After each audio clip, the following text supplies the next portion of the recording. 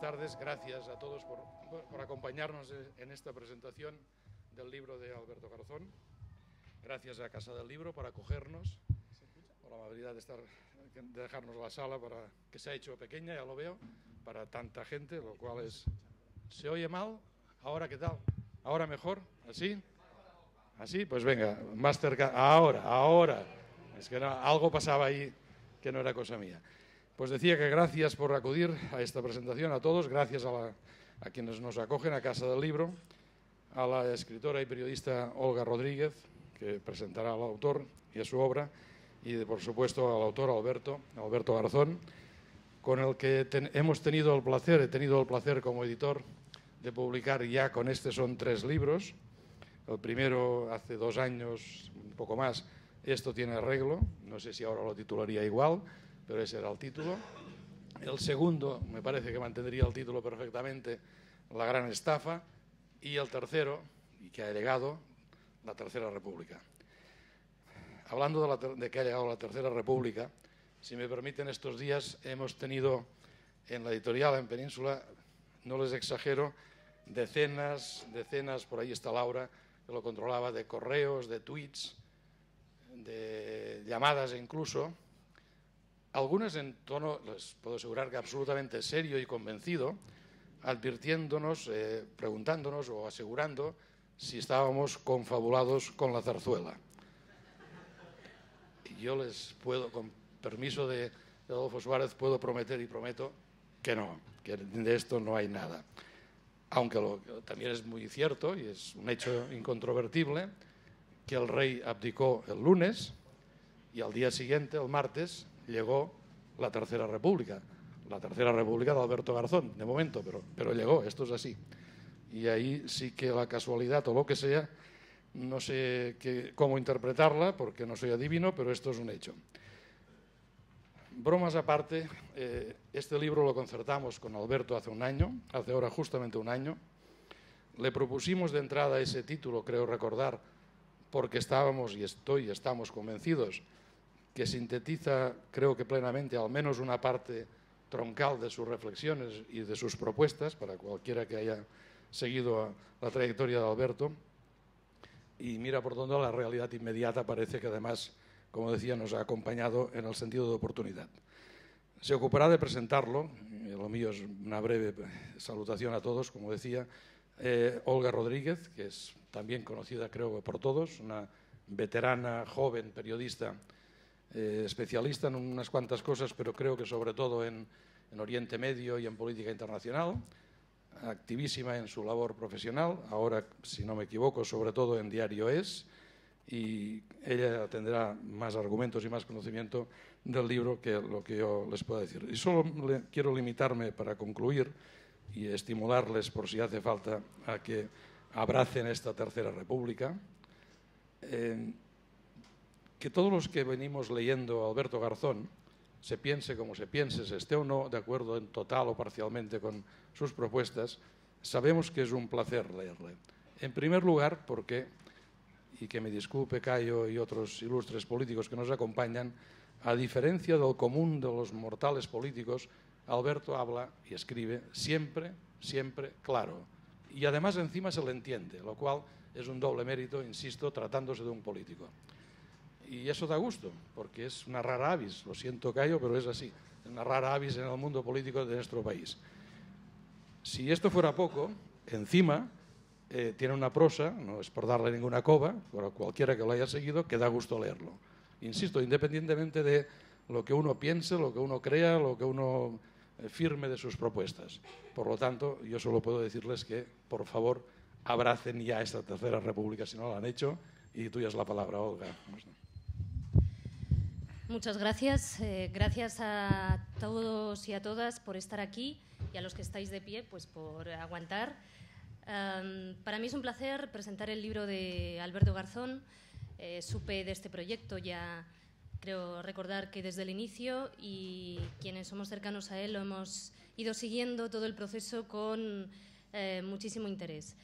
Sobre todo porque además este es un libro diferente, es decir, contiene el carácter didáctico que Alberto ha tenido con el resto de sus libros, pero es un libro que va más allá de la faceta de economista e incluso de político de Alberto Garzón.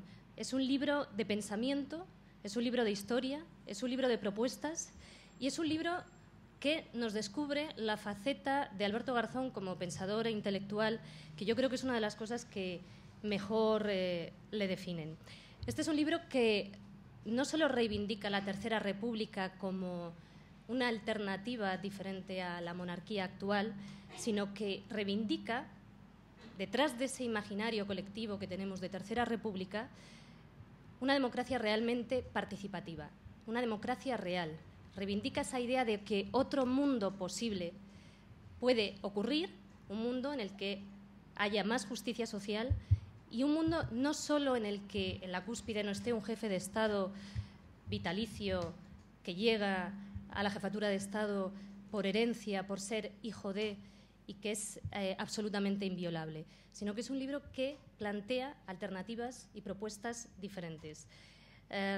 Estos días estamos viendo cómo el establishment, por llamarlo de alguna manera, está poniendo en marcha toda su maquinaria para tratarnos de convencernos del carácter democrático de un cargo que, evidentemente, si es vitalicio, si es hereditario y si es inviolable, no es muy democrático, ¿no?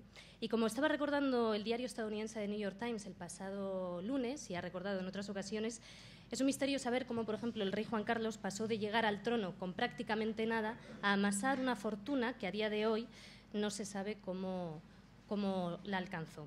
Pero este libro, como digo, no se dedica solo a hacer un diagnóstico, sino que presenta una alternativa encarnada en ese imaginario de la República, no solo como una forma de gobierno, sino como ese mundo más justo en defensa de valores fundamentales como la libertad, la igualdad, la fraternidad, en defensa de esa democracia real, en defensa de derechos fundamentales encarnados, por ejemplo, en la Carta de Derechos Humanos de Naciones Unidas, en defensa de una vida digna para todos, que supone una vivienda digna, un trabajo digno y la cobertura de las necesidades y los derechos básicos para toda la sociedad y no solo para una élite. Esa Tercera República, como digo, no es solo decir basta la Casa Real, impregnada de privilegios, impregnada de casos de corrupción también, es también defender esa democracia participativa, es luchar contra un sistema que quita, como estamos viendo, casas a la gente para dársela a los bancos, es combatir políticas que fomentan el crecimiento de la desigualdad, es no criminalizar la protesta, es defender una economía, en definitiva, que esté al servicio de la gente y no tan solo al servicio de una élite. Y en este libro, a lo largo de las páginas, Alberto ofrece un repaso histórico para que podamos tener una base de conocimiento y de pensamiento a través de la cual llegar a una serie de conclusiones. Y hace un repaso histórico, por ejemplo, del concepto de república, desde la Grecia clásica hasta la actualidad, pasando por Maquiavelo, por la Revolución Inglesa, por la Revolución Estadounidense, por la Revolución Francesa, por la herencia de Robespierre, hasta la actualidad, incluido el 15M. Y ofrece una radiografía clara de la democracia actual. Una democracia actual que, dice el autor, está secuestrada por los mercados y ante ello presenta una alternativa constituyente republicana para el Estado español, a través de diversas herramientas, de nuevos sujetos políticos y de la construcción de una mayoría social. Y para ello, sobre todo al final, que es cuando presenta todas las alternativas y propuestas, afirma que hay que adaptar las organizaciones políticas actuales al contexto sociopolítico actual. Y esto pasa por tener en cuenta que los ciudadanos estamos reclamando participación a todos los niveles. Los ciudadanos estamos reclamando que nuestras voces cuenten. Los ciudadanos estamos reclamando que nuestros votos no sean secuestrados por los bancos, por las grandes fortunas o por la llamada troika. ¿Qué sujetos políticos pueden ser clave? Según Alberto Garzón, él nombra movimientos sociales y movimientos obreros y subraya algo muy importante que yo creo que es imprescindible para tener en cuenta en este siglo XXI, que es que no solo los trabajadores están alienados, sino también esos grandes sectores de la población que no son trabajadores, que son o desempleados o que son jóvenes que ni siquiera han llegado al mercado laboral. Es decir, la población no trabajadora y también el propio planeta. Y teniendo en cuenta esto, hay que deducir que la base social es plural y heterogénea y que para construir una hegemonía cultural alternativa a la actual es preciso tener en cuenta estas características actuales de las sociedades del siglo XXI. y tener en cuenta y usar, por lo tanto, estrategias y discursos que incluyan a sectores antes menos presentes, como los que ahora he mencionado. Bueno, yo recomiendo el libro porque, como digo, es un repaso no solo a la historia del pensamiento, no solo a la historia de la República en sus diferentes formas a lo largo de los siglos, sino un libro lleno de ideas, de propuestas y de alternativas. Estamos en un mundo actualmente en el que hay 85 personas, las 85 personas más ricas del mundo, tienen el mismo dinero que los 3.570 millones de pobres. Estos son datos de la ONG Intermón Oxfam que él menciona en su libro. Estamos en un mundo en el que hay alimentos para todos, pero sin embargo casi 1.000 millones de personas pasan hambre. Estamos en un mundo que niega la protección social a la gente para proteger, en cambio, a los bancos. Estamos en un mundo en el que el poder está dispuesto a desdemocratizar más aún para proteger al poder financiero. Y dice Alberto Garzón que ante esto es preciso deconstruir la ideología que ha instalado la tradición política liberal. Es decir, dice que el cambio tiene que pasar por unos sujetos políticos como los intelectuales y sobre todo los principales afectados por la injusticia social. Y nombra y dice lo siguiente, y leo textualmente: los compromisos políticos no nacen de los despachos o las universidades, sino del lugar en el que surgen las frustraciones y las sensaciones de injusticia social.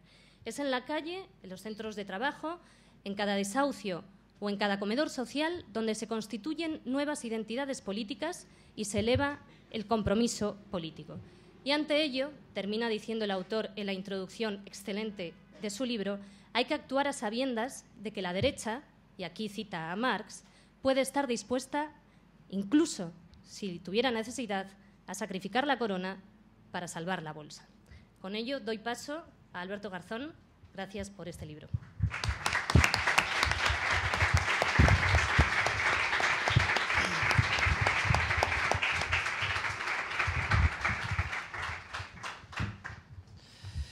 Bueno, buenas tardes. En primer lugar, agradeceros a todos y a todas la presencia aquí. Agradecer la introducción de Ramón y de Olga, agradeciendo además especialmente a Olga pues su participación continua, como otros compañeros y compañeras que aparecen en los agradecimientos por haber estado durante todo el tiempo que se ha elaborado este libro compartiendo reflexiones, porque según iba terminando los diferentes capítulos, pues porque entendía que un libro de esta envergadura debía ser una elaboración también colectiva y porque en última instancia siempre lo va a ser, porque uno nutre su pensamiento de lo que comparte políticamente con otras personas. Realmente hemos conseguido mejorar, creo yo, lo que eran mis ideas iniciales y darles un toque que lo ha hecho más sencillo en muchos casos. Y agradecer eso porque, insisto, siempre es un proyecto colectivo. El propósito original del libro, que Ramón fue precisamente él el responsable de querer llamarlo de esta forma, justo hace un año, porque creo recordar que fue en la Feria del Libro del año pasado, cuando, firmando todavía libros del año anterior, pues me sugirió la posibilidad de hacer un libro directamente sobre la República y me pareció estimulante hacerlo. Pero tenía un objetivo que me planteé a nivel personal y profesional desde el punto de vista militante, y era que fuera un libro sobre todo de pedagogía política, sobre todo de formación, un libro que me permitiese a mí formarme, es decir, que en cuyo proceso de documentación yo saliera más fortalecido en términos de ideología, de formación política, de formación económica también, pero que dotara de herramientas también humildemente, con toda normalidad, a todo aquel que lo quisiera leer, a todo aquel que lo quisiera trabajar para entender lo que está sucediendo y para entender algunas de las claves que yo consideraba. Lo he intentado hacer desde la humildad, intentando hacer un libro que fuera fácil de entender también.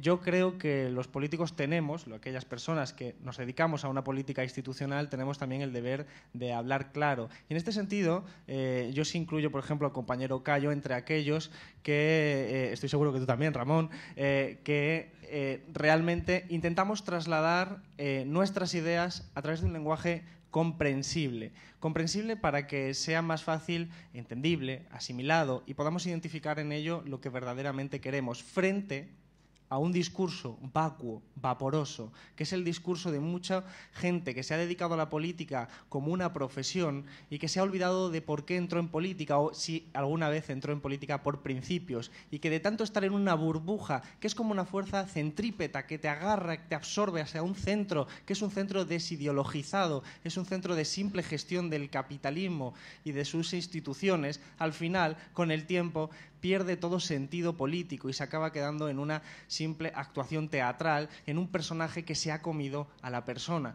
Y nosotros intentamos evitar precisamente eso a través de la pedagogía política y a través, sobre todo, de algo fundamental, y es no olvidarnos de dónde venimos, que venimos de la precariedad, venimos del desempleo, venimos de la calle y somos pueblo. Y eso es lo que nos diferencia de aquellos que incluso su forma de vida es la de permanecer en una burbuja de privilegios en muchos casos, o directamente de estar ciego y sordo ante lo que está pasando en la sociedad. Solemos decir en muchos casos que los libros tienen que estimular esa formación, porque creo que hay tres claves en la acción política: la formación, la organización y la movilización. La formación para entender lo que está sucediendo, la organización para poder organizarnos conjuntamente, porque de nada nos sirve saber lo que está sucediendo si solo nos quedamos en nuestra casa sabiendo que nosotros sí lo sabemos, pero sin poder hacer nada. Y de nada nos sirve siquiera estar organizados si no lo traducimos en movilización social que además siga acumulando fuerzas. Este libro tiene el propósito humilde, insisto, de fortalecer esa primera etapa, la de la formación. La de una formación que, a pesar de mi característica como economista, pues es una formación fundamentalmente política, es decir, de filosofía política. Muchos compañeros me han estado ayudando, expertos catedráticos de Derecho, de Filosofía, de Ciencias Políticas, que me han estado ayudando y guiando también en algunas lecturas que he tenido que hacer en un proceso de documentación para poder entender y organizar el libro de una forma que fuera fácilmente comprensible. Y he creído detectar que, en el fondo, las mismas cuestiones políticas centrales se repiten a lo largo de la historia. Esto es una cosa que lo han dicho mucha gente antes, pero creo que a raíz del 15M cobra un sentido especial. Una de ellas es lo que decía Olga, la participación política. Creo que en nuestro país estamos viviendo un cambio cultural de enorme envergadura, un cambio de la cultura política. Hemos pasado, o estamos pasando, mejor dicho, en una relación dialéctica entre culturas políticas diferentes, desde una cultura de la transición, que podríamos definir así, una cultura política de la transición que se caracteriza en entender la política como un consenso que ha de encontrarse entre las élites políticas y las élites económicas, y que es una política que se realiza en los despachos, es una política que se realiza entre pocas personas y que acaban resolviendo y tomando decisiones en nombre de la mayoría de la población. Frente a esa política de la transición se está abriendo paso una política que podríamos llamar del 15M, que representa algo distinto. Representa el ánimo de romper con esa forma de hacer política que podríamos llamar vieja política, y que pide, exige, participación de los ciudadanos de una forma mucho más directa, una forma que se representa y se refleja muy bien con la ocupación de las plazas, que se refleja muy bien con la ocupación del espacio público y que se refleja muy bien con la exigencia de referéndums por el derecho a decidir, sea la cuestión que sea, por el derecho a poder participar de decisiones que sabes que de una forma u otra, de una forma más directa o más indirecta, te van a afectar en tu nivel de vida y en tu vida cotidiana, y que quieres formar parte de ella, porque si no estarás siendo súbdito de algunos otros sujetos políticos o sujetos económicos. Pero estos elementos que pone en marcha el 15M, y es lo que me lleva a mí a reflexionar sobre este punto, no son elementos ni mucho menos novedosos. Algunas de las cuestiones que se plantean por el 15M, si no todas, son cuestiones sobre las que ya han debatido y reflexionado numerosos autores a lo largo de la historia. El 15M no hay que verlo desde una visión adanista, es decir, de descubrimiento de la historia. La gente que ocupó las plazas, que ocupamos las plazas del 15M, aunque algunos no lo creyésemos en conjunto, lo cierto es que no descubrimos nada nuevo, más allá de que efectivamente impusimos una agenda política que hablaba de lo que se está hablando hoy, de participación frente a otros modelos de hacer política. Pero todas esas cuestiones relacionadas, por ejemplo, por cuánto debe cobrar un diputado, cuestiones relacionadas por quién toma las decisiones, cuestiones relacionadas por debe existir o no debe existir el Senado, cuestiones relacionadas por qué vínculo se establece entre el representado y el representante, ya habían sido debatidas previamente en la Revolución Inglesa, en la Revolución Estadounidense, en la Revolución Francesa, en la Comuna de París, en las ideas socialistas, pero también en la antigüedad de la Grecia y en la antigüedad de Roma.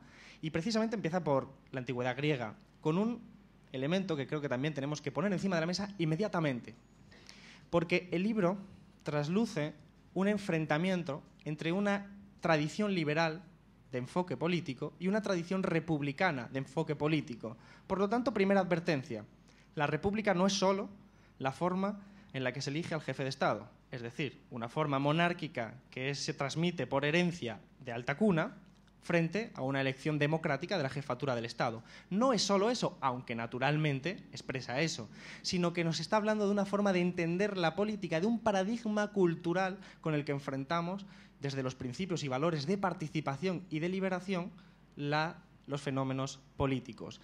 Ese liberalismo es un liberalismo que entiende la política por un lado diferente al republicanismo, por un lado antagónico. El liberalismo lo que entiende es que hay una relación política de delegación. El ciudadano no debe inmiscuirse en los asuntos de los demás. Esa es la tradición liberal.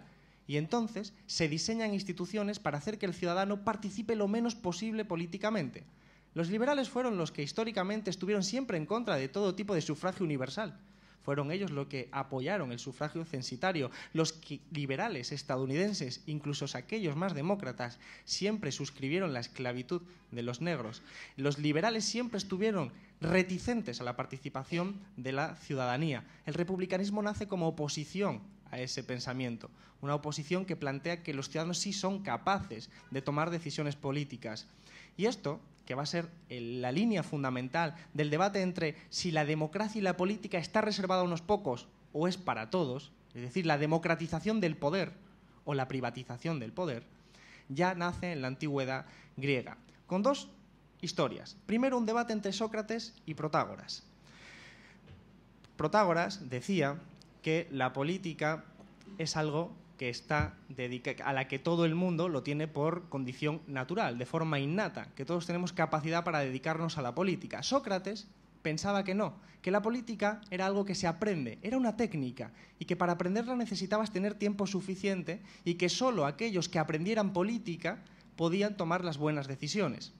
Protágoras le decía que no, que todos éramos capaces de tomar decisiones porque todos éramos capaces de saber de política. Pensemos que estos dos planteamientos son interesantes porque llevan conclusiones diferentes. Sócrates pertenecía a esa escuela griega que piensa desde la forma elitista, que entendía, como Platón y Aristóteles en este punto, que entendía que los pobres, como tenían que estar todo el día trabajando, no tenían tiempo para dedicarse a la política, no tenían tiempo para aprender y por lo tanto iban a tomar malas decisiones. Y que solo los ricos, los aristócratas, los que tenían ocio, tenían tiempo de cultivar la virtud republicana y que esa virtud sería la que le permitiera ser esa élite que tomara las decisiones. Esa es la conclusión que se saca desde ese planteamiento. Sócrates le dice a Protágoras que si Protágoras tuviera razón, ¿por qué él es profesor de política? Porque claro, Protágoras enseñaba oratoria y Protágoras enseñaba política en ese sentido actual que entendíamos. Protágoras salió del apuro de una forma muy interesante. Dijo que la política era como la lengua materna, que todos teníamos un carácter innato, pero que podíamos desarrollarlo formándonos, aprendiéndonos.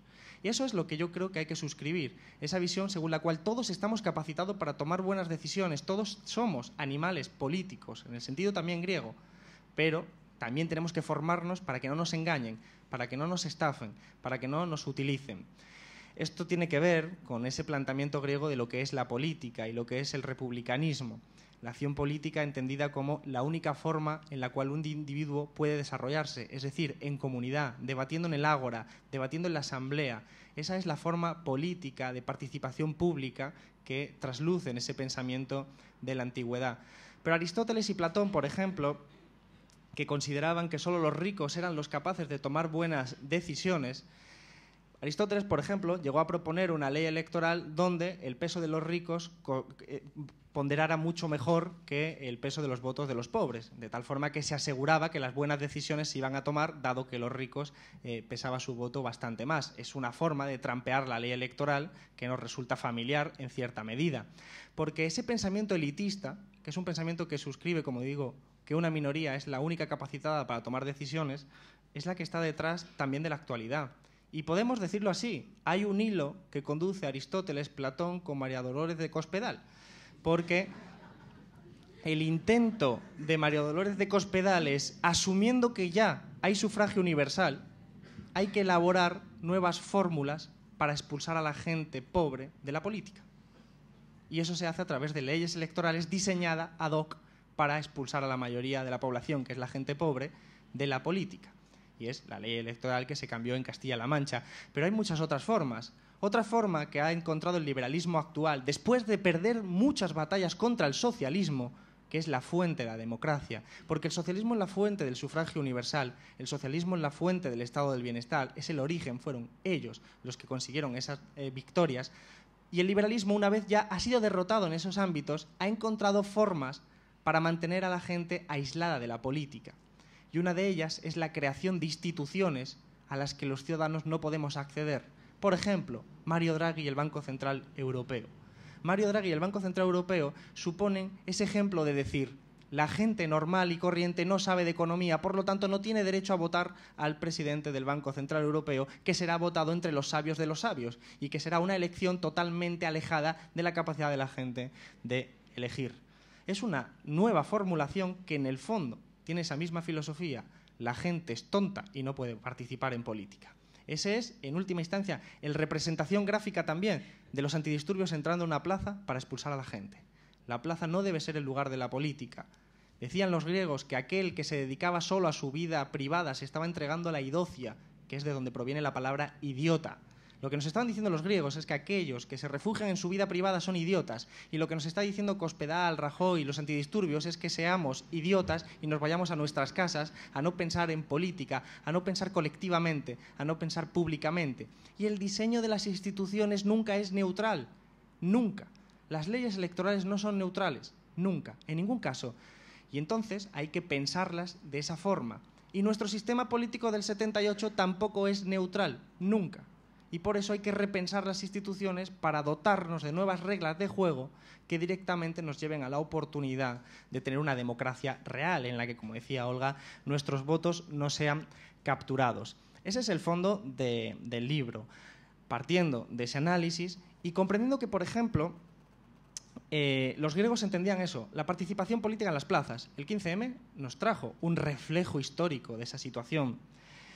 Nosotros nos quejamos de que, por ejemplo, y siempre ponemos esta situación, si nosotros estamos en el ámbito privado y contratamos a un abogado para que nos defienda, y yo soy su representado y él es mi representante, sería de locos que mañana mi abogado empezase a actuar contra mí y empezase a buscar acusaciones contra mí. Pues esto, que nos parece impensable en el escenario privado, ocurre en el escenario público continuamente. Gente que vota al Partido Popular creyendo que su hilo de legitimidad es el contrato que ha suscrito en forma de programa electoral y al día siguiente se está actuando en su contra y no tiene la capacidad de cambiar ese contrato hasta 4 años más tarde. Porque la democracia liberal que tenemos instalada en España y en la mayor parte de Europa, en toda Europa en realidad, es una democracia que hereda ese principio liberal de cuanto menos participe la gente, mejor. Por eso, la democracia está limitada al voto cada 4 años. Al voto cada 4 años, y hay muy pocos instrumentos en nuestra Constitución del 78 que permitan una participación al margen de esas elecciones. Los referéndums hemos tenido apenas 2 en España, en la historia reciente, o 3, pero iniciativas legislativas populares aún menos. No hay mecanismos de participación. De hecho, no se promueve la participación pública, se invita a la gente a no participar, porque es la filosofía que subyace a ese pensamiento liberal.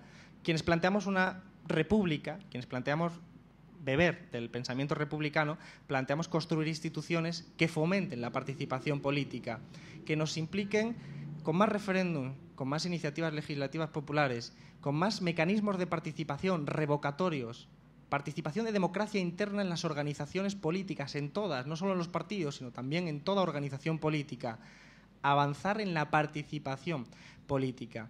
Pero decía que eso ya lo planteaban también los republicanos griegos, por decirlo así. Pero también es verdad que, por ejemplo, Maquiavelo bendecía las luchas sociales. Bendecía las luchas sociales porque decía que era bueno que se percibiese la lucha entre clases sociales, entre diferentes estratos, porque así impedía a los ricos explotar demasiado a los pobres. Pero también nos podemos ir a Robespierre. Y Robespierre, una figura ampliamente denigrada por la historia, el historicismo y una reversión de la historia, la intentamos recuperar en el libro a partir de sus pensamientos, sus ideales profundamente republicanos. Y él era un defensor también, en cierta medida, del pensamiento de Rousseau, que era un pensamiento que entendía casi el mandato imperativo, es decir, directamente que el representado y el representante tenían que ser mutuamente espejo el uno del otro. Es decir, que lo que el representado quisiese hacer, el representante tenía que ejecutarlo sí o sí. Luego plantearemos, si no, las dificultades, pero el pensamiento queda ahí para la formación. Robespierre también planteaba figuras como el revocatorio o figuras como la ampliación de la participación pública. Hay ingenuidad también en algunas de las propuestas de Robespierre, que consideraba que si las asambleas se hacían públicas, el ciudadano nunca sería engañado. Hoy tenemos el Congreso, que lo podemos ver todos por Internet y no lo ve nadie, y seguimos todos siendo ciertamente engañados. Entonces también había cierta ingenuidad. Pero cuando hablamos, por ejemplo, de bajadas de sueldos, una de las primeras acciones que hizo el socialismo en la Comuna fue bajar el sueldo a los funcionarios para adaptarlos al nivel de la gente popular. Por lo tanto, hay que recuperar también las raíces del socialismo para no perdernos en el proceso de institucionalización que ha cometido la izquierda en nuestro país en los últimos años. Ese es el propósito que se intenta en el libro, llevando a nuestra situación, a la situación actual, que se resumiría de la siguiente forma: nutriéndonos de todos esos elementos de formación y teniendo un pensamiento crítico, entender qué está pasando hoy en nuestro país.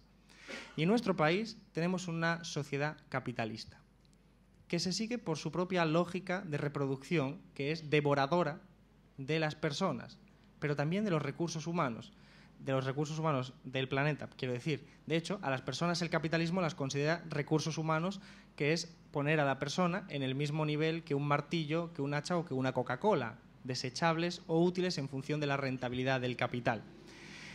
Por eso, ese capitalismo nos condiciona la forma política en la que vivimos, nos condiciona y nos determina, en cierta medida, en la trayectoria. Y nuestro capitalismo español está agotado. La fórmula del capitalismo español, el modelo de crecimiento del capitalismo español está agotada. Y necesita, según las élites económicas que quieren salvar al capitalismo, acometer una serie de reformas estructurales, que es como se les llama, para salvar al capitalismo. Para salvarlo, la vía que tienen que acometer es incrementar la explotación laboral, privatizar los espacios públicos que aún queden, incrementar la regresión social en el sentido de privatización progresiva pero paulatina de la educación pública, la sanidad pública, las pensiones públicas, hacer una regresión social y económica de las conquistas que había conseguido el movimiento obrero, porque eso es lo que genera nuevos espacios de ganancia para el capital privado y es lo que permite la supervivencia del capitalismo en España. Pero claro, esto podría quedar como un análisis economicista. Sin embargo, hay que relacionarlo con la economía, con la política, perdón, es que llevo 9 entrevistas y estoy un poco que mezclo los conceptos, con la política, porque al fin y al cabo es economía política lo que estamos haciendo. Y lo tenemos que mezclar, y la mejor forma de mezclarlo es escucharles a ellos. El Fondo Monetario Internacional, en un informe del año pasado sobre España, del 2013, en agosto, del 2 de agosto, decía que las reformas estructurales que se estaban acometiendo en España iban bien, pero que necesitaban acelerarse. Hablaba de la reforma de las pensiones, hablaba de la reforma laboral, hablaba de una serie de reformas. 3 semanas más tarde se hizo la reforma de las pensiones en España. Pero más allá de la ejecución que tiene ese informe, nos interesa una cuestión. Nos interesa que en ese informe el Fondo Monetario Internacional decía lo siguiente. Decía, hay riesgos que pueden poner en peligro el proceso de aplicación de reformas estructurales. Y señalaba 2. El primero, el riesgo de estallidos sociales. Decía, es posible que como estas reformas estructurales generan frustración en la población, resulte que la gente salga a la calle y la líe. Pero decía el propio informe, decía, de momento son disturbios sociales limitados. Así que el Fondo Monetario Internacional tampoco estaba muy preocupado por esa cuestión. Pero la segunda era interesante, el segundo riesgo. Decía, en el segundo riesgo es que el bipartidismo, les decía, los 2 partidos mayoritarios, están perdiendo popularidad. Y si eso sigue así, será más difícil aplicar nuevas y difíciles reformas. Lo que nos está diciendo el Fondo Monetario Internacional, que por cierto, se permite decir la verdad porque es una entidad antidemocrática y no podemos votarle para que cambie de dirección, se permite decir la verdad, lo que nos está diciendo es que las reformas estructurales que empeoran nuestras condiciones de vida necesitan un sostén político. Necesitan un sostén político que apruebe esas reformas. Y ese sostén político es el PP, el PSOE y la monarquía, que son los pilares del sistema institucional del 78. Eso es el sistema y el sostén político que aguanta y permite las reformas estructurales. Si lo analizamos desde esa óptica, entendemos la reforma constitucional del artículo 135 hecha por el PP y el PSOE, porque lubricaba la capacidad de cambiar las instituciones. Ellos, esta derecha que estoy señalando, está iniciando un proceso constituyente, porque la economía siempre se inserta en unas reglas, en una normativa jurídica, en una constitución, y cuando la constitución, la normativa jurídica, se le queda estrecha, los gobiernos cambian esas instituciones para adaptarla a las necesidades del capitalismo. Pongo un ejemplo. Portugal y su constitución heredada de la Revolución de los Claveles, que es una revolución que llevó a una constitución ampliamente socialista, que incluso en el preámbulo decía que el objetivo de la constitución era, y de la sociedad portuguesa era llegar a una sociedad socialista, esa constitución tuvo que ser cambiada 6 veces para adaptarse a la normativa de la Unión Europea. Es decir, se adapta a todas las necesidades del capitalismo, y cualquier obstáculo que sea un obstáculo para la ganancia del capital tiene que ser erradicado. Por ejemplo, el derecho al trabajo, tal y como lo conocíamos hace 20 años, ha sido erradicado. Las sucesivas reformas laborales han ido rompiendo para facilitar que el capitalismo pueda seguir reproduciéndose.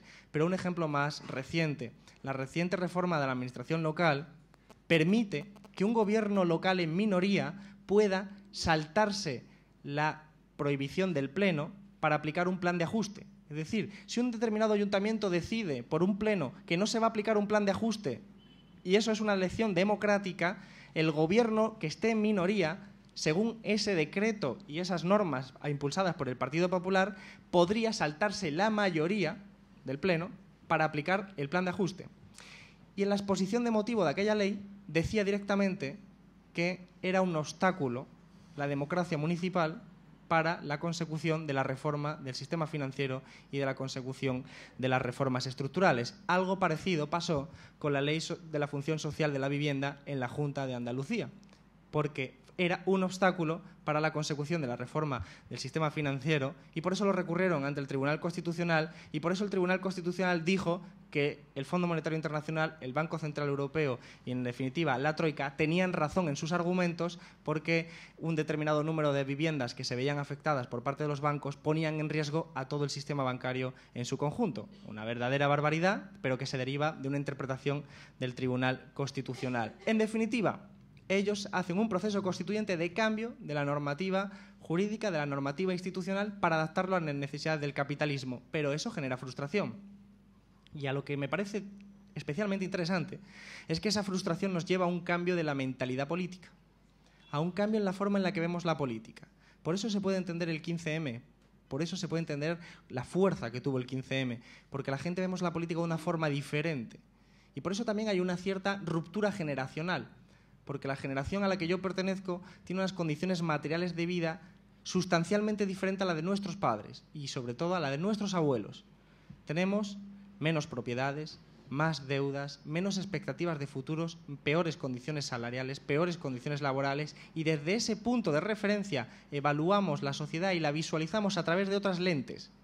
Y no es un problema político en sí mismo, sino que es una diferente forma de acercarnos al fenómeno político y a los fenómenos de la historia política. Por eso la transición se lee de una forma diferente si uno nació en el año 70 que si uno nació en el año 60. Es distinto y hay que entenderlo. Hay que entenderlo para ser inteligente y tener capacidad de gestionar una sociedad tan cambiante y tan convulsa como la nuestra.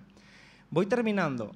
Esta frustración que se está generando en la sociedad genera la necesidad de encontrar respuestas. Respuestas que nadie ha escrito quién las va a dar. Y por eso hay riesgos. Porque estamos viendo Francia. Y en Francia es la extrema derecha la que está ofreciendo falsas soluciones a la gente desesperada. A la gente desesperada que está sufriendo los efectos del capitalismo y de la globalización neoliberal. Pero que es la extrema derecha la que está sabiendo canalizar en pos de sus intereses esa frustración. Porque espacio que no se ocupa en política por uno, espacio que será ocupado en política por otro. Y la izquierda, el Partido Comunista, el Front de Gauche, franceses, no han sabido canalizar la frustración de la clase obrera y de las clases populares contra el capitalismo. Y entonces ha llegado la extrema derecha y ha hecho ese trabajo por ellos desde otras coordenadas ideológicas. Eso, que también ocurre en Grecia en cierta medida, pero con una izquierda que ha sabido canalizar mucho mejor, en España tenemos la fortuna política de que el 15M fue el cortafuegos que estableció que la crisis se iba a interpretar desde una óptica de izquierdas, que la crisis se iba a interpretar desde la culpabilidad de los banqueros, desde la culpabilidad de determinados sectores de la política institucional. Eso es lo que señaló el 15M. No somos mercancía en manos de políticos y banqueros. Ya estaba señalando, no decía no somos mercancías en manos de los inmigrantes. No somos mercancía en manos de los políticos y banqueros. Cambió la agenda política y determinó la forma en la que las clases populares enfocaban el problema. Y eso fue el cortafuego del fascismo en España, que no quiere decir que lo sea para siempre, pero sí ha imprimido una cultura popular y una cultura política que nos determina la forma en la que lo vemos. Y también tenemos que entender que ese descrédito del sistema político, al asociar a los políticos como responsables, lleva a la abstención. La crisis del bipartidismo está suponiendo en cierta medida un crecimiento de la abstención sin igual en la historia reciente. Y esa abstención es la que hay que conquistar de las de la política institucional. Y eso se hace desde la ilusión y desde entender que no estamos, por ejemplo, hoy, que pedimos un referéndum república-monarquía simplemente planteando lo de la jefatura del Estado. Estamos hablando de otra forma de entender la política. Estamos planteando que la monarquía pertenece a la vieja política y que la república pertenece a la nueva política. Ese es el eje. La monarquía pertenece al caso Nos, a Urdangarín, a los elefantes asesinados. La monarquía pertenece a las facturas falsas de la infanta que Hacienda cambia su criterio cuando la Casa Real le da la gana. La monarquía pertenece a la presión sobre los medios de comunicación y sobre los jueces que investigan a los de la Casa Real. La monarquía pertenece al 23F y los documentos que no se han desclasificado. La monarquía pertenece a ese relato de la transición que no podemos contrastar porque no tenemos los documentos, porque no se nos han querido mostrar. A eso pertenece la monarquía, a la vieja política, a la política según la cual parece que la abdicación del rey se le comunicó a Felipe González, a Aznar, a Rajoy y a Rubalcaba, una mesa camilla para resolver los problemas de Estado. Esa es la vieja política, la política resuelta desde la óptica liberal de solo participamos unos pocos porque vaya a ser que dejemos participar a los demás y nos la líen. Ese es el enfoque de la vieja política. Y ayer y hoy pues he tenido la fortuna o desgracia, yo creo que es interesante, de encontrarme en tertulias con Zapatero, que ha salido otra vez a defender la posición del PSOE, que es indefendible, pero bueno, por eso sacan a todos los pesos pesados. Felipe González, el otro día en la SER, también estaba apostando por esa misma línea. La línea de resolver los problemas entre unos pocos, porque no han entendido el cambio cultural que se está dando en este país, que es que la gente exige participación. La gente, sin saberlo, está recuperando la tradición republicana, que nos exige participación, nueva política, nuevas formas, y nos lo exige para el Estado y también para las organizaciones políticas. Por eso tenemos que avanzar en la democracia interna de todas las organizaciones políticas. Por eso hay que dar la bienvenida a todo proceso de apertura en el sentido de democracia interna que se acomete en las organizaciones. Por ejemplo, Antonio Maillo, que está aquí, como coordinador de Izquierda Unida Andalucía, ha puesto en marcha con el resto de la dirección andaluza un proceso de primarias abiertas a los simpatizantes para la elección de candidatura de la Junta de Andalucía. Es un proceso que responde a esas nuevas formas, a esa estimular y decir que la política sirve, pero la política sirve a ojos de la gente siempre que tú veas que tu voz se tiene en cuenta. Porque si uno se hace militante de un partido, pero después las verdaderas decisiones se toman entre dos o tres, al cabo de un tiempo sales frustrado. Y es comprensible, porque eso es lo que le pasa a la sociedad con el Estado. Vota y vota y vota cada 4 años y ve que sus decisiones no se tienen en cuenta. Y al final, a la de 3, deja de votar. Esa es la fuente de la abstención. Por eso la nueva política nos interpela y nos dice, cuidado, la antipolítica no es la solución. La solución es política, porque si no hacemos política nosotros, alguien de todas formas lo va a hacer. Y esa minoría de la población probablemente no esté pensando en nosotros. De modo que hay que hacer política, pero otra política distinta. Y ese es el mensaje que yo creo que está calando en nuestra sociedad. Y no es casualidad que haya un derecho a decidir en un lado del Estado y un derecho a decidir en otras partes. La gente está queriendo debatir. Y mientras esto no sea así, se van a dar circunstancias muy particulares. Cuando se debatió la dación en pago en el Congreso, si recordáis, salió mayoritariamente que no, en número de escaños, en número de diputados, Pero la gente que estaba con la plataforma de afectados por la hipoteca fuera había conseguido movilizar a tanta gente que incluso el Congreso tuvo que finalmente dar de torcer la mano, al menos en una primera instancia. Porque las encuestas, que dado que no hay referéndums, es la única aproximación que tenemos, señalaban que la inmensa mayoría de la población española estaba del lado de los que estaban demandando la plataforma de afectados por la hipoteca, pero sus representantes políticos estaban diciendo una cosa diferente. Se había generado una desconexión clara entre el Congreso y lo que la calle estaba diciendo. Eso va a pasar otra vez. Va a pasar la semana que viene cuando se vote la ley orgánica, porque dicen que el 90% de los diputados votará a favor de esa ley orgánica. Si se hiciera un referéndum, seguro que por lo menos el 90% no es lo que va a tener de apoyo a la monarquía. Y ese es el riesgo. No se quieren atrever a dejar que la gente opine. De hecho, Zapatero, en cierta hipocresía, ayer decía directamente que es que abrir el melón de reformar la Constitución es peligroso. Él, que reformó el artículo 135 en una noche. ¿Peligroso para quién? Fijaos, el eje que se está abriendo actualmente es el de estabilidad frente a inestabilidad, responsabilidad frente a irresponsabilidad. Ellos se sitúan del lado de la Constitución y nosotros del terror, porque nosotros representamos el terror en ese eje. Ellos son los constitucionalistas, ellos son los que dan estabilidad, ellos son los que dan responsabilidad. Cuidado. ¿Responsabilidad frente a quién? ¿Estabilidad para quién? Hoy, en nuestra sociedad, la mayoría de la sociedad ya es inestable. Así que, ¿qué estabilidad están buscando? ¿Para quién?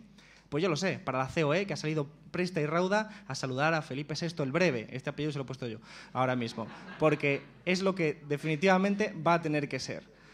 Pero esa es la estabilidad que se consigue. ¿Y responsabilidad? ¿Responsabilidad frente a quién? ¿Responsabilidad frente a los votantes a los que no dejan votar? No. Responsabilidad frente a la troika. Responsabilidad frente a la troika porque no quieren que caiga uno de los pilares del sostén político de las reformas estructurales. Esa es la cuestión. Con el caso de la Corral de Andalucía, yo creo que fue paradigmático. Paradigmático, y hoy podemos decir que es casi un ejemplo de estudio, porque ya sabemos las conclusiones. El caso de la Corral, una decisión de la Junta de Andalucía, la consejería gestionada por Izquierda Unida, de Fomento, en la que se decide la reasignación temporal, la asignación temporal de unas viviendas a unas familias en riesgo de exclusión social, pero en definitiva que no tenían capacidad de acceder a una vivienda y que lo necesitaban, que es un derecho humano.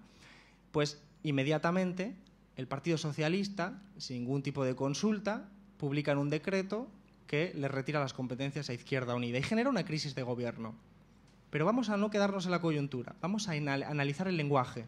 Todo el lenguaje utilizado por el Partido Socialista estaba basado en la responsabilidad del PSOE frente a los populistas de Izquierda Unida, la estabilidad que otorgaba el PSOE a los gobiernos frente a la inestabilidad de los comunistas que querían estropearlo todo.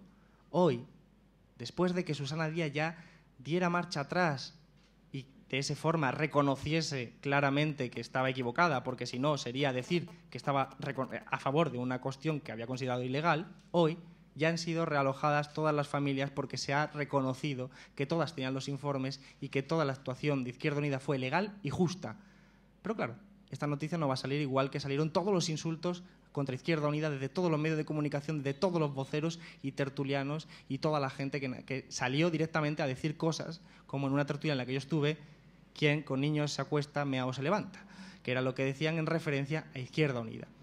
Porque el objetivo político es meter ruido y generar que Izquierda Unida es parte del problema y que ellos son parte de la responsabilidad y de la estabilidad. Y eso es lo que nos van a vender. ¿Qué nos dice el PSOE? Lo mismo que el PP. Ellos son responsables, hombres de Estado, y como son hombres de Estado y responsables, no dejan a la gente participar. Nos están llamando tontos, lo que pasa con una forma elegante. Se están llamando tontos a nosotros, a los votantes del Partido Socialista y, en definitiva, a toda la población que podríamos equivocarnos en la votación. Cuidado, y termino con esto. Este pensamiento es clásico. La reforma de la Constitución, el proceso y el proyecto de la Constitución Europea fue marcado por la misma lógica. Si recordáis, en España salió un referéndum mayoritariamente que sí. Uno encendía la televisión y veía a un jugador de fútbol diciendo yo votaré que sí. Y dices tú, no sé, no entiendo. O sea, no entiendo por qué un jugador de fútbol me explica a mí la Constitución de una forma leyéndome un artículo. Pero bueno, eso es parte de la cultura política también de este país. Salió que sí, porque no hubo debate real, no hubo información para documentarse. En Francia, que sí la hubo, por lo menos la hubo más, realmente el referéndum salió que no. Y la élite que estaba construyendo la Unión Europea dijo, vaya con los franceses, se han equivocado en la votación. Vamos a aprobarlo por los congresos nacionales, la Asamblea Nacional Francesa. Y se aprobó. Fijaros, esta desconexión no es nueva. Entonces, el referéndum, la gente dice una cosa y de todas formas se ignora cuando se equivocan votando y se aprueba por otros mecanismos que no controla la gente. Eso fue la Constitución Europea. Pasó también en los Países Bajos. Y cuando Irlanda hizo el referéndum y salió que no, y como Irlanda tenía que hacerlo sí o sí por referéndum, la élite que dirigía el proceso europeo dijo: vaya con los irlandeses, se han equivocado, ¿qué hacemos? Repitamos el referéndum. ¿Vemos la idea de repetir un referéndum a los 3 días qué significa? Significa que te están llamando tonto por haberte equivocado en la votación. Que la democracia es instrumental, siempre y cuando salga lo que tú quieres, está bien, pero si no, lo quitamos. Grecia, su gobierno dimitió cuando sugirió hacer la posibilidad de un referéndum. No cuando llevaba 2 años haciendo recortes, sino cuando sugirió la posibilidad de hacer un referéndum cuando cayó Papandreou. Entonces, todos estos elementos hay que entenderlos desde la misma óptica y por eso tenemos que combatirlo desde la pedagogía. Y termino ya para dar lugar a unas preguntas, a un bloque de preguntas, diciendo que para mí sería una satisfacción enorme que todos leyéramos este libro críticamente, con mucha crítica, con mucho deseo de formarnos, de documentarnos, de despertar la curiosidad, de la misma forma que yo lo he escrito, para que tengamos la oportunidad de formarnos, porque si no nos formamos, entonces estamos perdidos. Estamos perdidos. En economía, los economistas críticos teníamos en Málaga una frase de cabecera, que era de Joan Robinson, que decía que había que estudiar economía para evitar ser engañados por los economistas. Creo que representa muy bien la necesidad de formarnos, porque si no nos formamos, tiene muy fácil engañarnos. Y esa formación, sin embargo, tiene que ir acompañada siempre de organización y de movilización. Y esa es la tarea política que creo que nos queda por delante. Así que si esa curiosidad se nos queda para leer el libro, para pedírselo prestado a quien sea o para trabajarlo, pues yo me daré absolutamente por satisfecho. Sin más, muchísimas gracias.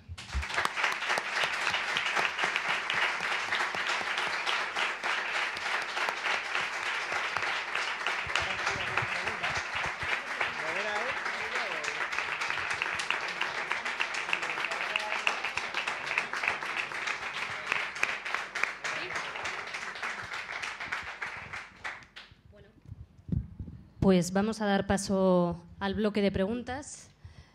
A ver quién es la primera o el primero que rompe el hielo.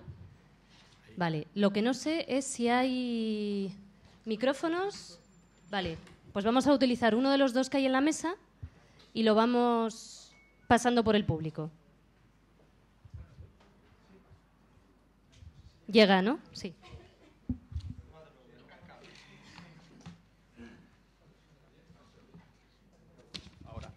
Sí, vale. Buenas tardes. Yo quería, en primer lugar, dar las gracias a la Casa del Libro porque, pudiendo haber elegido cualquier otra planta para hacer este evento, lo habéis hecho en la tercera. Yo creo que es un guiño que yo también valoro. Yo he estado leyendo la introducción del libro, Alberto, y me he reconocido cuando hablabas de ese republicanismo coloquial en el que yo creo que muchos estamos instaurados, que es el de asumir que lo democrático es poder votar a al jefe del Estado del país en el que vives, pero estoy seguro de que hay mucho más en el libro y por eso tengo interés en leerlo. Pero quizás me quede en lo superficial en la pregunta, pero asumiendo que la República es mucho más que poder elegir a un jefe de Estado, creo que en la República también es necesario una regeneración democrática a todos los niveles, porque si no podríamos haber tenido el caso de que un hipotético presidente de la República de España, si España ya fuera una república, podría haber sido un político que ha cobrado sobresueldos de su partido. Entonces yo tengo la duda de saber si la República lo que hace es que los corruptos estén solo 5 años o 4, en lugar de estar 39, ¿no? Presuntos corruptos, los de 39. Mi pregunta sería muy clara para ti, serían 2 muy rápidas. La primera es la formación, la coalición de la que tú eres parlamentario. Me gustaría saber hasta qué punto nos puedes desvelar cuál va a ser vuestra hoja de ruta y qué vais a hacer para ayudar a que la República llegue a nuestro país. Más allá de las apelaciones que hace el coordinador general de tu formación a que nos salgamos a la calle de manera pacífica, que esa yo la segundo y la estoy haciendo, quería saber hasta qué punto es importante para vosotros. Es decir, llegado a un hipotético pacto con un partido para formar gobierno, ¿lo pondríais como condición sine qua non el revisar esto y el forzar un referéndum o no? Y la segunda pregunta sería también, me gustaría que te mojaras, y es, ¿qué te parecería como candidato Felipe de Borbón para una hipotética República de España? Gracias.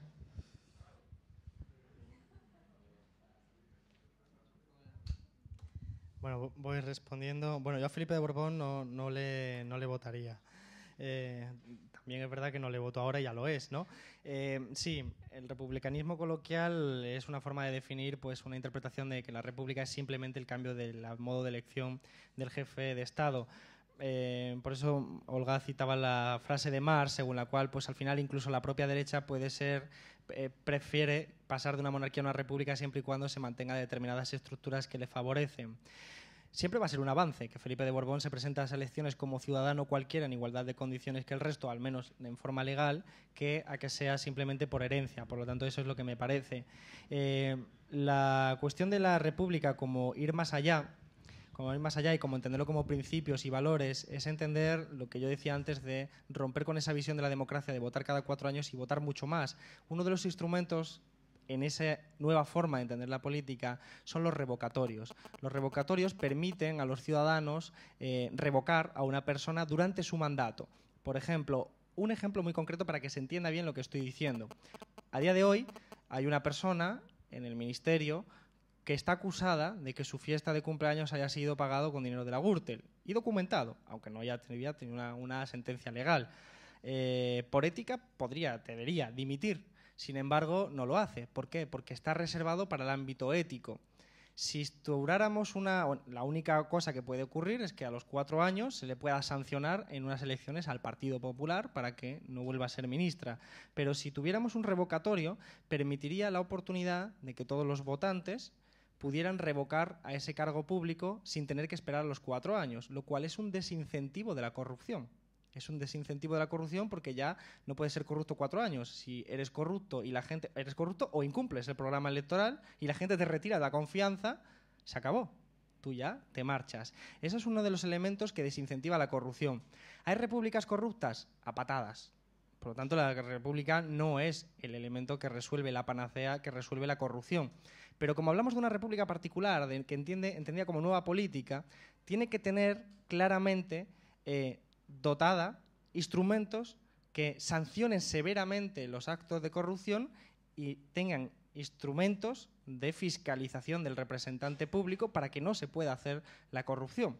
Son nuevas reglas de juego para controlar ese fenómeno que es el de la corrupción. ¿Cuál es la hoja de ruta de Izquierda Unida? Bueno, Cayo se acaba de marchar porque tenía prisa. En cualquier caso, nosotros lo que tenemos claro es que ahora hay una oportunidad para llevar a cabo nuestro programa. Nuestro programa habla de proceso constituyente, es decir, de abrir la oportunidad de dotarnos de nuevas reglas, pero abrirlas a debate. Es decir, toda sociedad tiene sus reglas de comportamiento político, que son la Constitución, los estatutos, las leyes. Pues abrir la Constitución, que es el de mayor rango legal, al debate de la gente. Y que sea la gente la que decide, por ejemplo, qué es lo que se tiene que priorizar en el pago público. Si la sanidad, la educación o los intereses de la deuda pública. Y que sea la gente la que se lo decide y no que sea unas camarillas de unos pocos. La oportunidad, por lo tanto, es ahora, se abre la oportunidad. No quiere decir que si sale mal se cierre. Pero un referéndum, que sea república o no, se plantea de la siguiente forma. La semana que viene nosotros vamos a plantear un texto alternativo a la Ley Orgánica de Abdicación del Rey. Y vamos a decir, un texto alternativo es abdicación del rey y, segundo lugar, convocatoria de un referéndum, una consulta no vinculante a la ciudadanía sobre monarquía o república. ¿Qué quiere decir? Que no hay prisa por elegir el siguiente rey. No hay ninguna prisa. Ellos sí tienen prisa por determinados motivos políticos, pero no hay ninguna prisa. Entonces, vamos a hacer esa consulta. Y si esa consulta decide que la gente quiere república, lo que nos está diciendo es que tenemos la obligación moral, nunca legal, porque es un referéndum no vinculante, de abrir la Constitución y empezar a debatirlo. Y empezar a debatirlo entre todos. Porque de otra forma, si rechazáramos esa cuestión, si saliera república y el gobierno fuera sordo y ciego, estaría reconociendo que la sociedad camina de un lado diferente y la normativa constitucional de otro. Por lo tanto, este referéndum sería la oportunidad de abrir un proceso constituyente. Habrá muchas más oportunidades y hay muchas diferentes formas de abrir un proceso constituyente, que es lo que nosotros queremos hacer, nuevas reglas para nueva forma de convivir entre nosotros. Y la República parece que a mucha gente me dice, no, es que la República no está, o sea, la República es una cuestión menor, mucha gente del PSOE lo dice como excusa para votar a favor de la monarquía, dice, lo que le preocupa a la gente es el desempleo, lo que le preocupa a la gente es la corrupción, lo que le preocupa a la gente es el acceso a la vivienda. Es que la República, si la entendemos como nueva forma de hacer política, significa dotarse de instrumentos para luchar contra la corrupción, para luchar por otra forma de entender el empleo, para luchar por otra forma de entender la economía. Eso es lo que significa, en el fondo, proceso constituyente. Es probable que no salga el referéndum, salvo que muchos diputados del Congreso se vuelvan de repente indisciplinados en el sentido del voto, y seguiremos luchando de otra forma, porque como ellos simplemente están ciegos y no han leído bien el 15M y no han leído bien lo que ha ocurrido con las elecciones europeas y no leen bien lo que ocurrió el otro día en Sol con las manifestaciones republicanas, no entienden que hay una exigencia en la calle que es creciente, que ellos están simplemente cegándose. Y su única forma de solucionarlo es poner furgonetas de policía alrededor del Congreso de los Diputados y sancionar a la gente que se manifiesta, que es simplemente ir al síntoma y no atender a la enfermedad, que es en última instancia pues esa ruptura sociológica y política que está habiendo en la sociedad.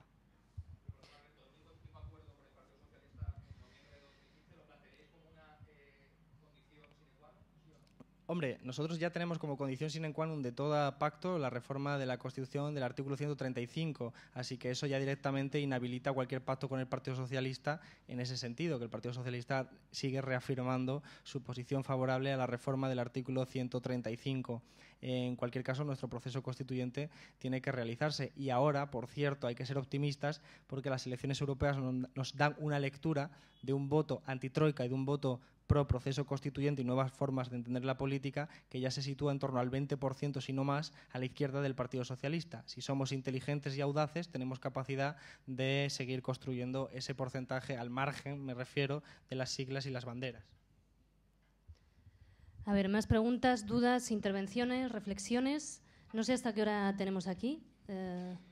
Bueno, pues yo creo que por lo menos tres preguntillas, si os parece. Vale. No es inalámbrico, así que, bueno, si os acercáis. O si no, si podéis acercaros un poco. Eso. Buenas tardes. Yo soy de los que he votado esta Constitución, y la voté por imperativo legal, no voté a la monarquía, sino porque era una nueva etapa para el régimen de libertades y de democracia. Ahora entiendo que llega el nuevo momento, tú lo has dicho y lo comparto al 100%. Yo voy a ser un poco autocrítico con los que nos llamamos gente de izquierdas. Tú has dicho que ahora se ha habido una nueva etapa con la salida de la gente a las calles, a movilizarse, a participar en política. A finales de los 70 también la gente hacíamos política. Y la propia izquierda, una vez que conseguimos las libertades, lo que hicimos fue desmovilizar y amparar todo a unos representantes que creíamos que iban a defender nuestros intereses. Y a lo largo del tiempo, eso es lo que ha ocurrido, que ha aumentado la abstención, la apatía, y yo celebro y participo de este nuevo proyecto, a pesar de mi edad, y digo que he votado la anterior Constitución, pero estoy porque hay que reformar esta Constitución. Y he sido siempre republicano, y como este rey ha sido un corrupto y un ladrón, pues hay que su hijo no llegue al poder. Y por eso tú dices que tenemos que evitar a toda costa hacer que el Felipe VI no llegue a ser monarca. Yo sé que es imposible. Yo te voy a hacer una pregunta. Tú que estás en el Congreso, ¿dentro del Partido Socialista hay una posibilidad de alguna desobediencia a no seguir las directrices de la dirección del PSOE, es decir, de Rubalcaba? Muchas gracias. Gracias. Hay detrás de él otra intervención, así podemos hacer 2 o 3 juntas y va contestando. Y si nos da tiempo, otra tanda. Hola, buenas. Yo tenía una cuestión. Bueno, yo soy estudiante, voy a acabar la carrera ahora en breve y no he sido muy participativo en manifestaciones. He ido, pero no sé hasta qué punto los que somos más reflexivos, hasta dónde podemos llegar, digamos. O sea, no se va a hacer referéndum, ha dicho que es lo más probable, pero hasta qué punto sería el máximo en que nosotros reuniéndonos en las plazas podríamos llegar, que sería lo... No sé si me he explicado bien, sí. Y otra cuestión, o sea, así un poco desde mi incultura, digamos, o sea, ponle que sí que llegamos a la República. ¿cuál serían las competencias de un presidente de la República en España? ¿Qué diferencia habría entre el primer ministro ejecutivo y el presidente? ¿Si sería más de relación internacional o si se tendría poder? O sea, por la diferencia que puede haber de ideología entre el presidente y el primer ministro. Gracias. ¿Alguien más? Sí. Pues adelante.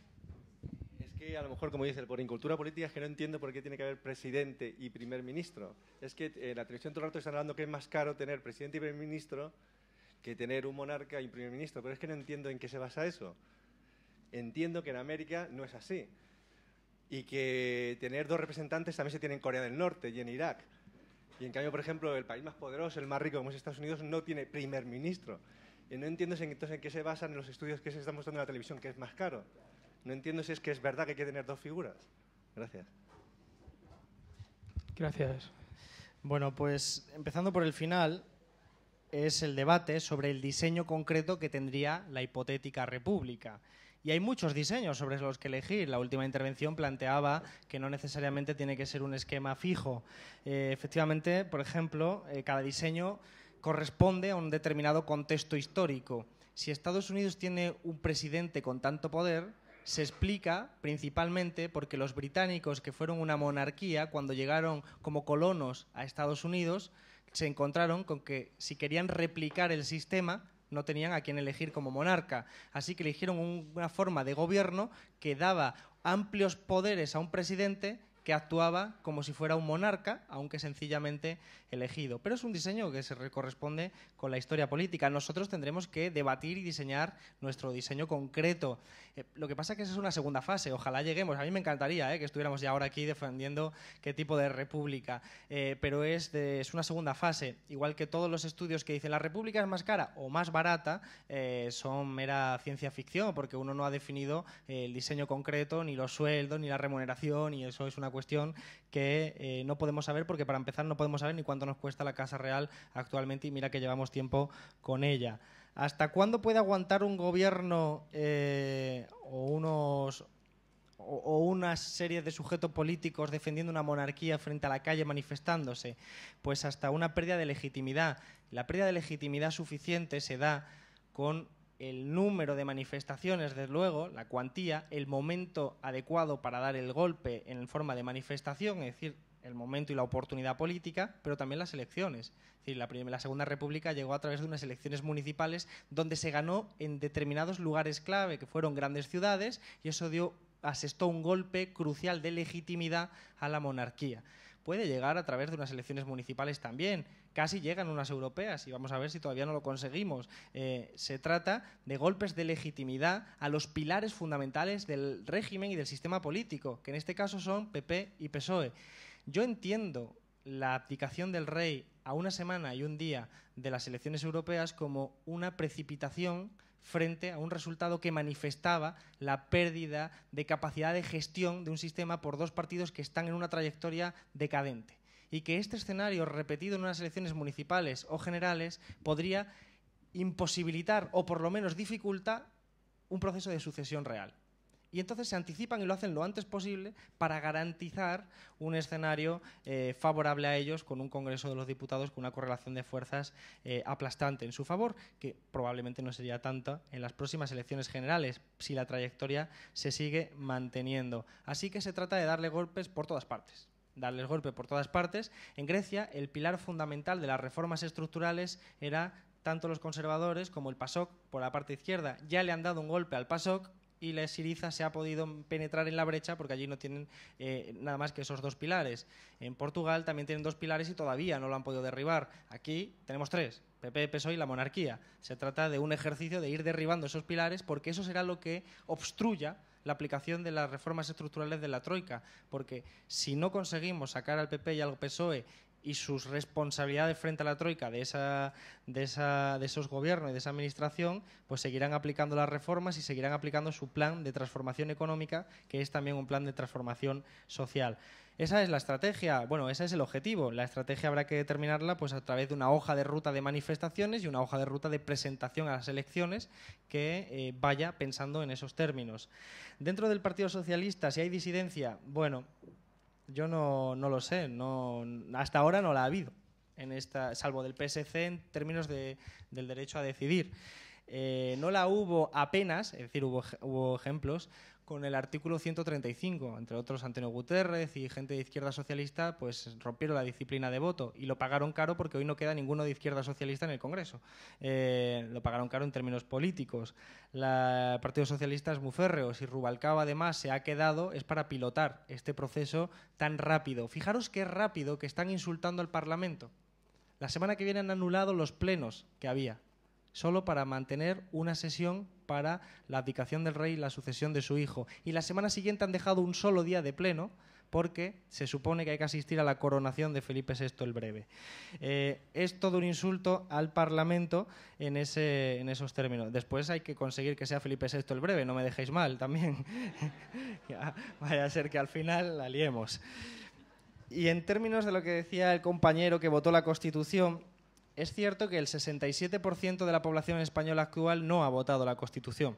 Decía Jefferson, uno de los padres de la nación y del sistema político estadounidense, que cada generación debía tener su Constitución. Él era, en cierta medida, y aparece en el libro también sus ideas políticas, un republicano que no consiguió insertar sus ideas, porque él decía que había que tener distritos pequeños para evitar que se aislase, digamos, el representante del representado. Por cierto, Pablo Iglesias, el fundador del Partido Socialista, no el de Podemos, consideraba también que todo ciudadano debía desconfiar de cualquier cargo público como si fuera su mayor villano, porque consideraba que esa era la esencia del socialismo, desconfiar siempre de alguien que dice representarte.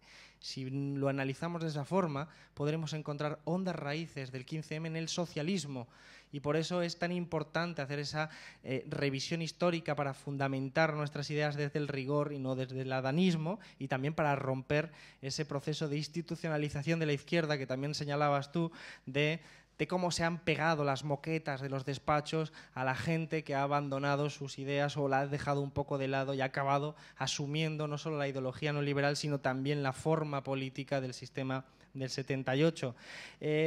La gente en el 78 no votó república o monarquía, votó dictadura o democracia. Y en la hora de votar democracia estaba el pack completo con la monarquía incluida. Esos son los códigos con los que se votó. El debate ahora tampoco es república o democracia, república o monarquía, es la democracia tal y como la concebimos hoy en día o más democracia en el sentido de participación y tradición republicana. Y ese es el objetivo que yo creo que trasluce a todos los elementos del libro y a todo lo que estamos viendo en la sociedad.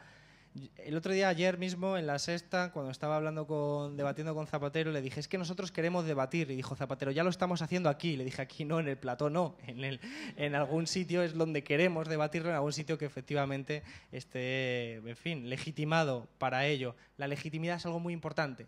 La legalidad no siempre va de la mano de la legitimidad. Y en este momento están muy, muy, muy separadas en muchos términos. Por ejemplo, el de los desahucios. Un desahucio es algo legal, pero es ilegítimo en un país que le sobran viviendas vacías a millones. Pero claro, eso es algo que hay que seguir construyendo una legitimidad paralela a la que está construyendo el régimen o que cree el régimen que tiene el rey. Pues al final, si desgraciadamente Felipe VI el Breve acaba siendo rey, habrá que conseguir que sea Amadeo de Saboya, es decir, que abdique y entienda que ya no hay oportunidad porque la sociedad ya no camina en esa dirección y que nosotros le hemos mandado un mensaje, pues porque si al final conseguimos votar a partidos republicanos con o sin el PSOE, mayoritariamente o en determinados lugares, estaremos también mandando un mensaje de que esa monarquía no tiene legitimidad. Actualmente ellos consideran que sí la tienen. Vamos a quitársela, demostrando que nuestra fuerza es mayor. Nos queda muy poquito tiempo. Si queréis, hacemos una ronda más, una por aquí. Y sí. Y luego va a firmar libros, que me están diciendo aquí los de la editorial. Sí. Nada, una cosilla simplemente. Yo, desde aquí, desde Casa del Libro, como vamos a cerrar en breve, pues no voy a ser el típico aguafiestas, pero sí que vamos a dejar ahí a alguien que nos ha pedido turno para hacer alguna pregunta. Desde luego ahora la recogemos. Si te parece, hacemos este último turno de preguntas y luego ya pasamos a la firma y despedimos. Creo que erais vosotros dos, me parece. Sí, no sé. Yo le quería preguntar si su partido Izquierda Unida ha hecho autocrítica porque bueno, muchos también os meten dentro del establishment junto con PP y PSOE, y bueno, tampoco habéis estado muy cerca de la calle, ¿no? Hasta ahora que ha habido unas elecciones y otros partidos de izquierda, pues parece que llegan más fuerte y la gente les ve más cerca de los ciudadanos. No sé cómo interpretáis esto. Sí, bueno, estaba un poco relacionada con la pregunta de la compañera. Quería saber si Alberto estaría dispuesto a ejercer de interlocutor del partido en conversaciones con Podemos para sumar fuerzas hacia el proceso constituyente. Gracias. Vale. Sobre participar, colaborar, contribuir a la unidad de la izquierda, que es un elemento que nosotros tenemos en nuestro propio nombre, Izquierda Unida, o contribuir a ese proceso constituyente o a cualquier tipo de confluencia y convergencia, yo estoy ofrecido desde el primer minuto. Por lo tanto, adelante, que yo voy a participar además con toda mi capacidad humilde para contribuir a ese propósito.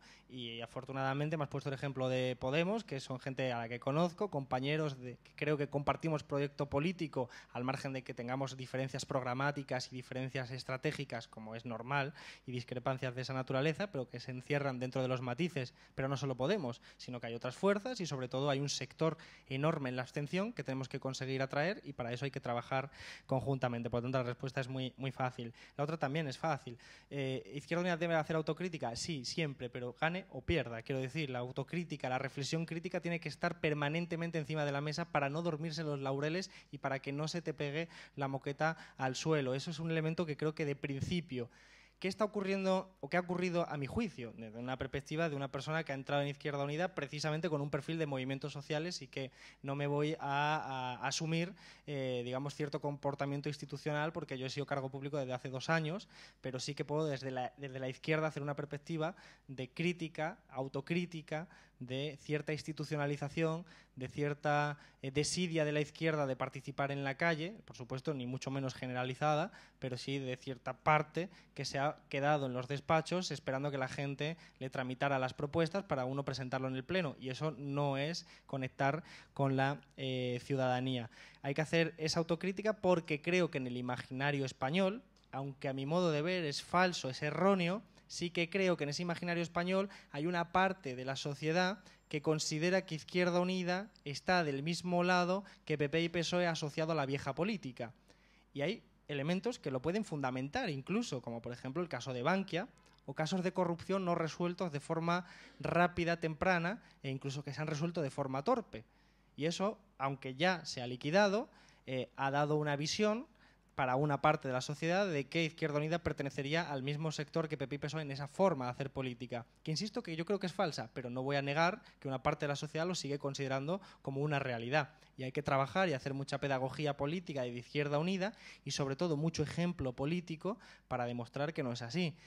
Nosotros llevamos movilizándonos mucho tiempo, como organización o como individuos. El 15M estaba repleto de militantes de Izquierda Unida, aunque no tuvieran que sacar el carnet de decir yo soy de Izquierda Unida o del Partido Comunista.